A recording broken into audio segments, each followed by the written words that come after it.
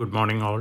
ഞാൻ Ramakrishnan TB, SEBI registered research അനലിസ്റ്റാണ്. ഈ ഓഡിയോ കേട്ടതിന് ശേഷം ഡിസ്ക്ലെയിമർ കൂടി വായിച്ച് നോക്കണമെന്ന് താല്പര്യപ്പെടുന്നു.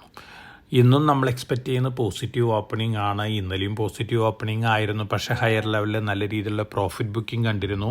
ഇന്ന് ഏഷ്യൻ മാർക്കറ്റുകൾ നോക്കുകയാണെങ്കിൽ ഏഷ്യൻ മാർക്കറ്റുകളെല്ലാം തന്നെ മോർണിംഗിൽ ബെറ്റർ ആയിട്ടാണ് ട്രേഡ് ചെയ്യുന്നത്. അമേരിക്കൻ മാർക്കറ്റുകൾ ഇന്നലെ വീണ്ടും ബെറ്റർ ആയിട്ടാണ് ക്ലോസ് ചെയ്തിരിക്കുന്നത്.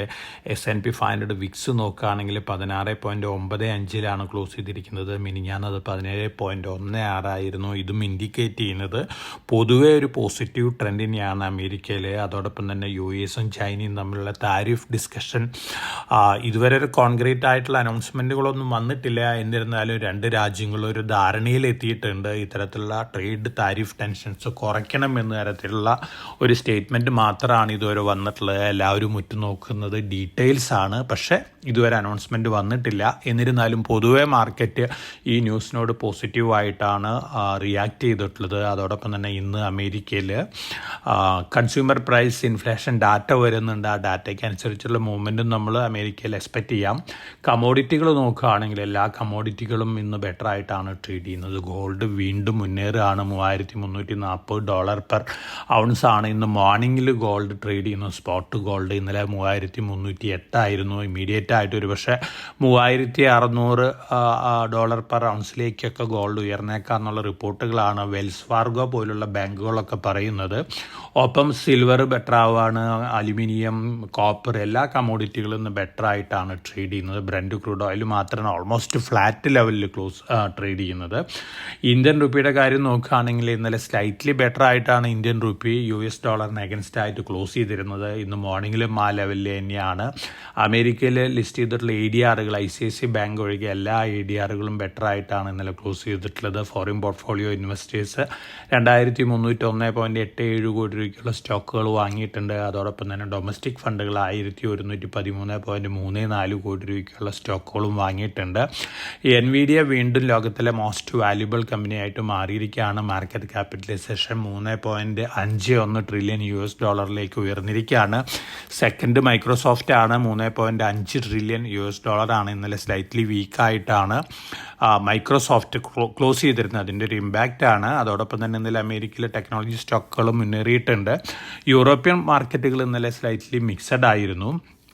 അപ്പം നമ്മൾ ഡൊമസ്റ്റിക് ആയിട്ട് ന്യൂസ് ഫ്ലോസ് നോക്കുകയാണെങ്കിൽ നമ്മുടെ മ്യൂച്വൽ ഫണ്ട് ചെയ്യും 72.2 ലക്ഷം കോടിയായിട്ട് ഉയർന്നിരിക്കുകയാണ്. കഴിഞ്ഞ മാസം അത് 69.99 ലക്ഷം കോടിയായിരുന്നു. തീർച്ചയായിട്ടും ഇന്ത്യനെ സംബന്ധിച്ച് വളരെ പോസിറ്റീവായിട്ടുള്ള ന്യൂസാണ്. അതോടൊപ്പം SIP മെയ് മാസത്തിൽ 26,688 കോടിയായിട്ട് ഉയർന്നിരിക്കുകയാണ്. പൊതുവെ നോക്കുകയാണെങ്കിൽ ഇക്വിറ്റി ഇൻഫ്ലോ കുറച്ച് കുറവാണ് മ്യൂച്വൽ ഫണ്ടുകളിലേക്ക്, ലംസം ഇക്വിറ്റി ഇൻഫ്ലോ. അത് മാറ്റി വെച്ച് കഴിഞ്ഞാൽ മറ്റ് ഡാറ്റകളെല്ലാം തന്നെ എൻകറേജിങ് ആണ് ഇന്ത്യൻ മാർക്കറ്റിനെ സംബന്ധിച്ച്. വേദാന്ത 2027 കൂടിയിട്ട് അവരുടെ ടോട്ടൽ ഡെറ്റ് $3 ബില്യൺ ആയിട്ട് കുറയ്ക്കുന്നതാണ് പറയുന്നത്. അതോടുകൂടി തന്നെ എല്ലാ റേറ്റിംഗ് ഏജൻസികളും വേദാന്തയുടെ റേറ്റിംഗ് കൂട്ടുന്നുള്ള എക്സ്പെക്ടേഷനിലാണ്. അതോടൊപ്പം തന്നെ സെപ്റ്റംബറോട് കൂടിയിട്ട് ഡീമർജർ കംപ്ലീറ്റ് ആവുന്നുള്ളൊരു സ്റ്റേറ്റ്മെൻറ്റാണ് വന്നിരിക്കുന്നത്. വേദാന്തനെ സംബന്ധിച്ച് പോസിറ്റീവായിട്ടുള്ള ഒരു ന്യൂസാണ്. ഒപ്പം നമ്മൾ standard and poors global rating പറയുന്നത് ഇന്ത്യയിലെ പ്രൈവറ്റ് കമ്പനികളുടെ ക്യാപെക്സ് ഡബിൾ ചെയ്യുന്നതാണ് പറയുന്നത്. $850 ബില്യൺ ആയിട്ട് ഉയരുന്നതാണ് പറയുന്നത്. അടുത്ത 5 വർഷത്തിനുള്ളിൽ പവർ ട്രാൻസ്മിഷൻ, അതുപോലെ തന്നെ എയർലൈൻ ഇൻഫ്രാസ്ട്രക്ചർ, ഗ്രീൻ ഹൈഡ്രജൻ ഈ സെഗ്മെൻറ്റൊക്കെയാണ് ഏറ്റവും കൂടുതൽ ക്യാപെക്സ് സ്പെൻഡിങ് കാണാൻ പോകുന്ന സെഗ്മെൻറ്റുകൾ. പൊതുവെ ഈ ന്യൂസ് ഫ്ലോസ് പവർ സെക്ടറിന് അതുപോലെ തന്നെ മറ്റ് ഇൻഫ്രാസ്ട്രക്ചർ രംഗത്തുള്ള കമ്പനികളെ സംബന്ധിച്ചൊക്കെ പോസിറ്റീവായിട്ടുള്ള ന്യൂസാണ്. ടാറ്റയുടെ ബിഗ് ബാസ്ക്കറ്റ് മാർച്ച് 2026 10 മിനിറ്റിനുള്ളിൽ ഫുഡ് ഡെലിവറി സപ്ലൈ ആരംഭിക്കാൻ പോവുകയാണ്. തീർച്ചയായിട്ടും അതൊരു കോമ്പറ്റീഷനാണ് സൊമാറ്റോനെയും സ്വിഗ്ഗിനെയും സംബന്ധിച്ച് നോക്കുമ്പോൾ. റൈമണ്ട്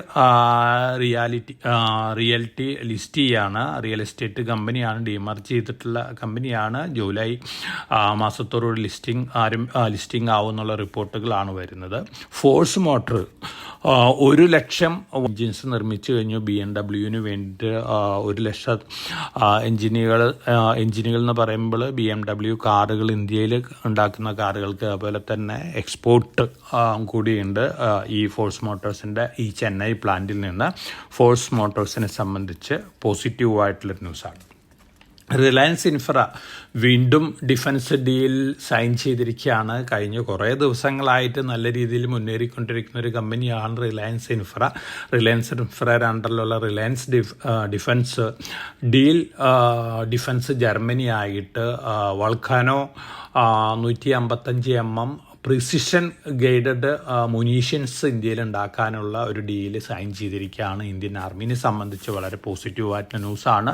റിലയൻസ് ഇൻഫ്രയെ സംബന്ധിച്ചും വളരെ പോസിറ്റീവാണ്. റിലയൻസ് ഇൻഫ്രയുടെ അണ്ടറിൽ ധാരാളം സബ്സിഡിയറികളുണ്ട്. അതിൽ പല സബ്സിഡിയറികളും ഡിഫൻസ് റിലേറ്റഡ് പ്രൊഡക്റ്റുകളാണ് നിർമ്മിക്കുന്നത്. അതുകൊണ്ട് തന്നെ വളരെ പോസിറ്റീവായിട്ട് ന്യൂസാണ്. ഒപ്പം റിലയൻസ് പവറിനെ സംബന്ധിച്ചും ഈ ന്യൂസ് വളരെ പോസിറ്റീവാണ്.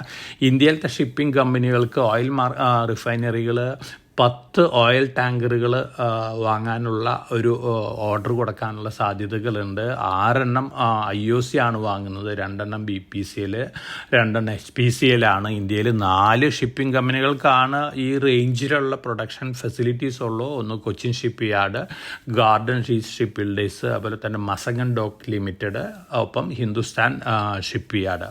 അപ്പോൾ ഈ 3 ലിസ്റ്റഡ് കമ്പനികൾക്കും ഒരു ലിസ്റ്റ് ചെയ്യാത്ത കമ്പനിക്കും ഈ ഓർഡേഴ്സ് കിട്ടാനുള്ള സാധ്യതകളാണ്. കൊച്ചിൻ ഷിപ്പ് യാർഡിനെ സംബന്ധിച്ച് വളരെ പോസിറ്റീവായിട്ട് ന്യൂസാണ്. ഓൾറെഡി അവർ Hyundai ship building company Korea ആയിട്ടുള്ള ഡിസ്കഷനൊക്കെ കഴിച്ചിട്ടുണ്ട്. ഒപ്പം മസഗൻ ഡോക്കിനെ സംബന്ധിച്ചും ഗാർഡൻ റീച്ച് ഷിപ്പ് ബിൽഡേഴ്സിനെ സംബന്ധിച്ചും പോസിറ്റീവാണ്. ഒപ്പം ഗവൺമെൻറ്റിൻ്റെ ഭാഗത്തുനിന്ന് ഷിപ്പിംഗ് രംഗത്ത് വലിയ ചലനങ്ങളുണ്ടാക്കുന്ന പല അനൗൺസ്മെൻറ്റുകളും അടുത്ത ദിവസങ്ങളിൽ വരുന്നുള്ള റിപ്പോർട്ടുകളുണ്ട്. പൊതുവെ ഈ ന്യൂസ് ഷിപ്പിംഗ് സെക്ടറിന് പോസിറ്റീവാണ്.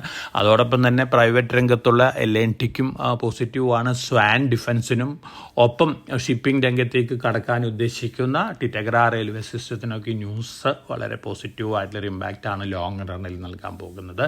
Rare earth metals and minerals മൈനിങ്ങിനൊക്കെ ഇന്ത്യയിൽ വലിയ സാധ്യതകളാണ്. അപ്പോൾ ഈ രംഗത്തുള്ള NMDC, Hindustan zinc, Neyveli lignite corporation, Vedanta limited, oil India, coal India, ഈ കമ്പനികളെ സംബന്ധിച്ചൊക്കെ നല്ല ഡേയ്സാണ് ആയിട്ടുള്ളത്. കാരണം റെയർ എർത്ത് മെറ്റൽസിനൊക്കെ ഷോർട്ടേജ് വരുമെന്നുള്ളൊരു കാര്യം തീർച്ചയാണ്. അത്തരത്തിലുള്ള ന്യൂസ് ലോസ് ആണ് ഗ്ലോബലി വന്നുകൊണ്ടിരിക്കുന്നത്. IOCയുടെ ബൾക്ക് ഡീസൽ മാർക്കറ്റ് ഷെയർ കഴിഞ്ഞ വർഷവും ഈ വർഷമായിട്ട് കമ്പയർ ചെയ്യുമ്പോൾ വളരെയധികം ഉയർന്നിട്ടുണ്ട്. തീർച്ചയായിട്ടും IOCനെ സംബന്ധിച്ച് ലോങ് റണ്ണിൽ പോസിറ്റീവാണ്. ടൈറ്റൻ ലേഡീസ് ഹാൻഡ് ബാഗ് സെഗ്മെൻറ്റിലുള്ള ഷെയർ വളരെയധികം വർദ്ധിക്കുന്നുള്ള ഒരു എക്സ്പെക്റ്റേഷനിലാണ്. ടൈറ്റനെ സംബന്ധിച്ച് നോക്കുകയാണെങ്കിൽ വളരെ പോസിറ്റീവായിട്ടുള്ള ന്യൂസാണ്. കെയ്ൻസ് ടെക്നോളജി അസറ്റ് പർച്ചേസ് നടത്തിയിട്ടുണ്ട്. ഫുജിറ്റ്സു ജനറൽ ഇലക്ട്രോണിക്സ് ജപ്പാനിൽ നിന്നാണ് പവർ റിലേറ്റഡ് മോഡ്യൂൾ പ്രൊഡക്ഷന് വേണ്ടിയിട്ടുള്ള ഒരു അസറ്റാണ് വാങ്ങിയിരിക്കുന്നത്. 85 കോടി രൂപയാണ്. കെയ്ൻസ് ടെക്കിനെ സംബന്ധിച്ച് പോസിറ്റീവാണ്. സെമി കണ്ടക്ടർ രംഗത്തേക്കും കടന്നിട്ടുള്ളൊരു കമ്പനിയാണ്. ഒപ്പം ഇൻ്റർആർക്ക് ബിൽഡിംഗ് പ്രൊഡക്ട്സിന് 45 കോടി രൂപ വരെ ഓർഡർ കിട്ടിയിട്ടുണ്ട്. ഇൻ്റർആർക്കിനെ സംബന്ധിച്ച് പോസിറ്റീവായിട്ടുള്ള ന്യൂസാണ്. ഇനി നമ്മൾ പ്രൊമോട്ടേഴ്സ് കഴിഞ്ഞ ദിവസങ്ങളിൽ വാങ്ങിയിട്ടുള്ള സ്റ്റോക്കുകൾ നോക്കുകയാണെങ്കിൽ BL കശ്യപ് ആൻഡ് സൺസ്, അതുപോലെ തന്നെ DB കോർപ്പ്, ഈ 2 സ്റ്റോക്കുകളിലാണ് പ്രൊമോട്ടേഴ്സ് കഴിഞ്ഞ ദിവസങ്ങളിൽ തങ്ങളുടെ സ്റ്റോക്കുകൾ വാങ്ങിയിട്ടുള്ളത്. അതോടൊപ്പം തന്നെ ടാറ്റ മോട്ടോഴ്സിൻ്റെ ന്യൂസ് ഫ്ലോസ് വന്നുകൊണ്ടിരിക്കുന്ന അടുത്ത 3-4 വർഷത്തിനുള്ളിൽ ടാറ്റ മോട്ടോഴ്സ് 23 എക്സിസ്റ്റിംഗ് ബ്രാൻഡുകളുടെ റിവൈസ്ഡ് മോഡൽസും അതുപോലെ തന്നെ 7 പുതിയ മോഡൽസും ലോഞ്ച് ചെയ്യുന്നതാണ് പറയുന്നത്. തീർച്ചയായിട്ടും വളരെ പോസിറ്റീവായിട്ടുള്ള ഒരു ന്യൂസാണ് ലോങ് റണ്ണിൽ ടാറ്റ മോട്ടോഴ്സിനെ സംബന്ധിച്ച്.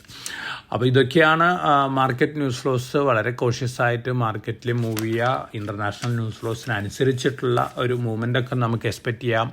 നമ്മൾ എക്സ്പെക്റ്റ് ചെയ്യുന്നത് ദീപാവലിക്ക് മുമ്പ് നമ്മുടെ നിഫ്റ്റിയും സെൻസസും പുതിയ റെക്കോർഡ് ഹൈറ്റ് എന്നുള്ളൊരു കാര്യമാണ്.